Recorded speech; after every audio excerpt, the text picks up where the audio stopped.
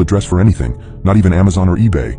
This has to be a joke. I wrote, "Sure dude, I'm bored as hell anyway." I was buying time to try and find out where this son of a gun was. I scoured everywhere trying to find any small clue to latch onto, found something, kept going and looked into it more, eventually leading up to an address. When I looked at the address, I froze. I could feel my blood draining from my face. It was my address. I was the only one living there, but somehow this asshole was using my address as a cover. Ping! Another message. "I see you've gone extremely pale, Danny. What's the matter? Don't believe in ghosts." I couldn't move. This guy could see me. He knew every move I was making and I didn't know what to do. Do I run away and burn everything down? Fry my hard drives and shred my motherboard? What the hell is going on?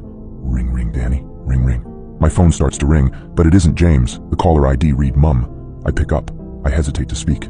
I can't show my mom I'm afraid of something. She'd worry. I try to act cool. "Hey Mum, everything all right?"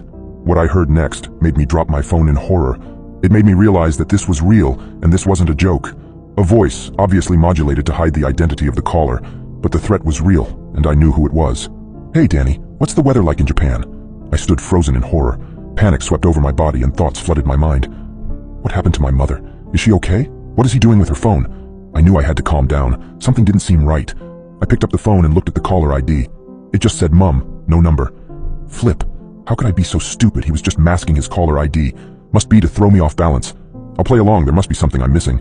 Well, what are you doing with my mom's phone? Where is she? Is she okay? A laugh came from the other end. A deep, disgusting laugh. I decided to record the call. Maybe I can play around with the recording and find this caller's real voice. It may not be much, but this person knows where I live and probably who my parents are. He starts talking. "The safety of your mother depends on the outcome of our little game. I told you one's life is on the line, but I should have elaborated and said it shouldn't necessarily be the player's life, so are you ready to play?" At this point I had a thought. How can James see me? I have no cameras connected to the Wi-Fi. My desktop camera is disconnected, and I ripped out my laptop camera when I got the damn thing. Another option would be he broke into my apartment and installed cameras when I was out. But why would he risk getting caught like that? I may have cameras at home and catch him doing it. No, he must be using one of my devices. Doesn't seem like I have a choice, James. Have you checked your phone's gallery recently? Confused, I picked up my phone and opened the gallery. To my horror, there were pictures of me. Pictures I didn't remember taking. Pictures of me sleeping, eating, working on my computer, even taking a shower. It felt like every moment of my life was on display, but it wasn't just that.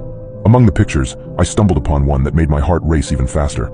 It was a picture of me looking at the exact message thread I was reading, taken just minutes ago. But what made my stomach drop was the reflection in the glass window behind me in the photo. Brock, with his signature malicious grin, holding my phone, taking the picture. He had been in my apartment, hiding, observing me, and now, orchestrating this entire thing. Another message on the computer screen flashed. "Miss me, Danny? Turns out you're not the only one with friends on the dark web. You took my life away from me and now, it's my turn.